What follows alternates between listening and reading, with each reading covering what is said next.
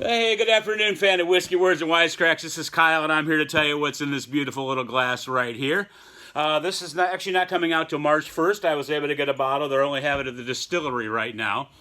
And this is part of Bardstown Bourbon Company's Collaborative Series. And what the Collaborative Series is, in this case, is they take some 10-year-old stocks of Tennessee whiskey that they have at Tennessee Bourbon, actually, that they have at Bardstown Bourbon Company. And they collaborated with Founders. That is probably my favorite brewery ever, up in Grand Rapids, Michigan.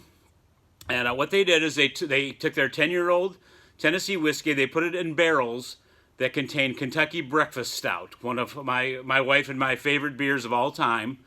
They put it in the barrels and they aged it for an additional 15 months. So essentially these barrels, they held bourbon, they got sent up to Founders, they put their Kentucky Breakfast Stout in there because their Breakfast Stout is aged in bourbon barrels.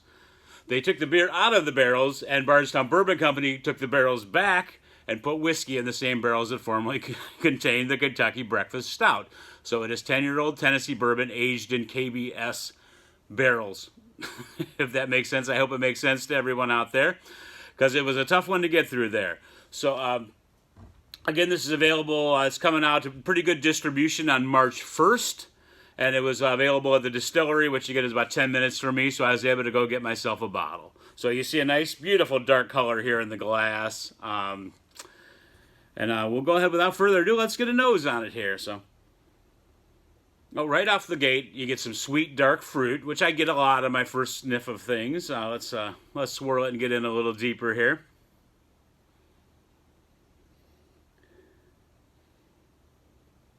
Okay. As you get into this more, you start to get the actual Kentucky Breakfast Stout. It really comes up, and it comes up and comes out as a sense of chocolate and coffee really tend to come out of this thing. It is, it's almost like it comes out. It smells just like the beer does. Actually, it comes out in the form of this whiskey, which is very cool and quite a very delicious nose here. I wouldn't say the nose pops out of the glass. You kind of, it's not one of those where you smell it from back here. You kind of got to get your nose up in there, and when you do, you will not be disappointed. There's definitely a creaminess in there, so kind of a vanilla creaminess coming across also, and cocoa. I think the KBS kind of, as I'm smelling it further, kind of manifests itself in the form of cocoa. A very delicious nose on here. You got vanilla and cocoa going together. You can't go wrong with that. Let's go in a little more here. It's very rich. You definitely get some rye spice as well. It's just a little bit. It's kind of in the background, a little rye spice. But overall, it's a very, very rich nose. Let's go back in here. I'd say of all the things that are always present on the nose on this one is the nose of cocoa. It's definitely a predominant factor that consistently appears in the nose of this. Very good nose. Yummy. All right, let's give this a taste here. Nice little small sip to start out. Oh my gosh. Very, very sweet. First and foremost, very, very sweet. That cocoa, that breakfast stout, it's just like the nose. It kind of stays with it throughout. Getting down to the chest here now, giving me a nice Kentucky hug. Definitely some oak. There's a creaminess on there that I just absolutely love. Give me a bourbon with some creaminess, I'm happy all day long. And this definitely has that kind of a creamy vanilla cocoa vibe going on here.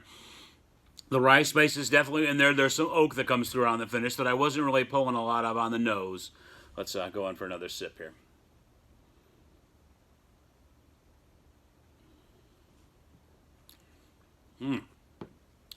That sweetness, it really just hops out of the glass. My wife and I just had a little bit out of it last night, and she really enjoys it too, that being one of her favorite beers. She just takes little sips, and she was definitely pulling some of the same flavors out that I'm talking about right now. It's a rich, creamy cocoa. It's a nice rye spice. The 110 proof, I did not mention this is 110 proof, 55% ABV, and you definitely feel that in the form of a nice Kentucky hug. I don't think it drinks 110 by any means. It definitely drinks much... a little less than that, maybe drinks around 100 proof, something like that. Overall, it's a very good whiskey. Bardstown Bourbon Company, you've done it again. They have other releases in their collaborative series. Feel free to seek those out as well.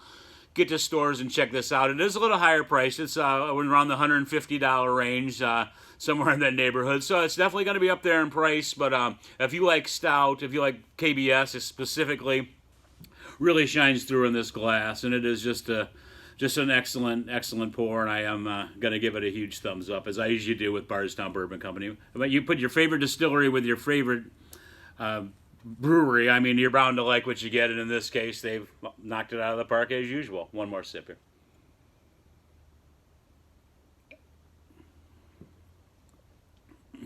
Oh, it's so good. That is so good. If you like stout, get you one. You will not regret it. In fact, you'll thank me for it. Please like, comment, subscribe. I know there's not been a lot of reviews on this one yet. Mash and Drum does an excellent review of this as well.